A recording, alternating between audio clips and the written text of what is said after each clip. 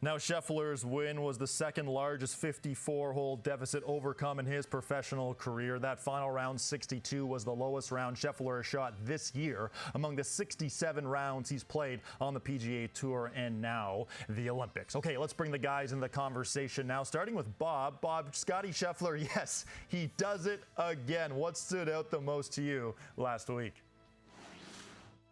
You know, there's lots of ways to look at this Olympic medal. Obviously, a continuation of just a remarkable year that Scottie Scheffler is having. And I think the thing that really stands out for me is, you know, in a lot of Olympic races, whether it be sprints or whether it be marathon or anything, there's always a runner with a finishing kick.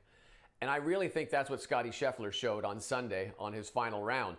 When you consider he started off going birdie, birdie, birdie, and then finished up with 6 birdies on the back 9, including 4 over the last 5 holes. I mean, it's a remarkable thing to see what he can do when he needs to. And I don't know if this is really like another gear that he has that he can pull out whenever he wants. I'm sure he would pull it out a little more frequently then.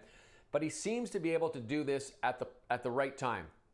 Just when he needs to kind of make some birdies, just when he needs to sort of get low and try to climb up that leaderboard, he is able to do it. And I think this 9-under score that he played, on a Sunday at the Olympics is really, really special. And I think the other thing that really impressed me about it is that this win obviously meant something to Scottie Scheffler. He's standing on the top step of the podium, the stars and stripes there, and the anthem is playing, and he started to break down in tears. And I think this Olympics, more so than anything, and Scottie Scheffler's reaction to the national anthem and the awarding of the medal really shows you that I think this Olympics is finally where golf has become a part of the Olympic family. It really has set in, and the players feel it, and the players know it. And the previous 2 Olympics that we've had with golf in recent times, I'm not sure if all the players bought in.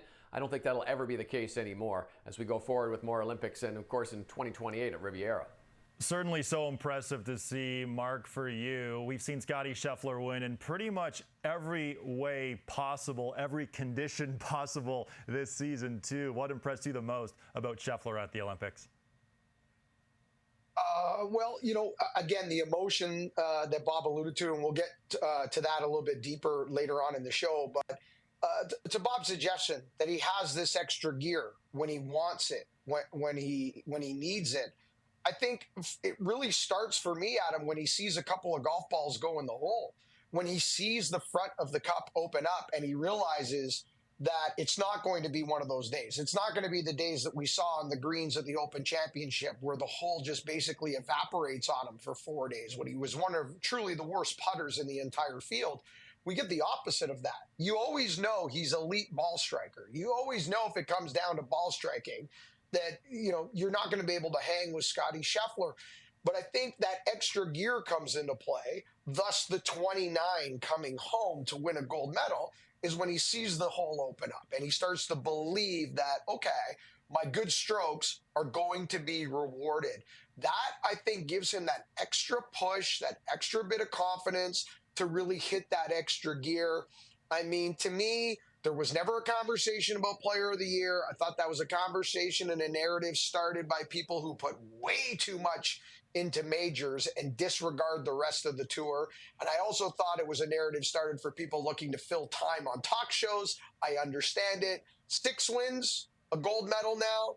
It was always Scottie's year. This was just the cherry on top. Now, Mark, you mentioned that extra gear that Scheffler reached in that final round. So looking ahead now, you mentioned the 6 wins, the Olympic gold. How many more wins does Scottie Scheffler get? I got him down for one more at least, Skulls. Yep. Where does it come, right? So we've got a group of players now. They're going to go to the Wyndham Championship. We'll wrap up the regular season.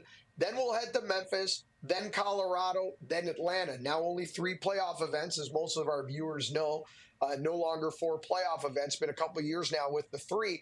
And the fields get smaller as we go. I mean, when we get to Atlanta, Adam, if he's anywhere near that 10 under, if he's 5 under or better in that staggered start by the time we get to Atlanta, I mean, are we not looking at 7, 8 wins in a FedEx Cup this year? That's starting to look like it to me. Yeah, it's certainly pretty easy to look ahead at that. We remember what happened a couple of years ago with Scheffler at East Lake when he blew that final round lead to Rory McIlroy. But this Scottie Scheffler is very different than he was a couple of years ago.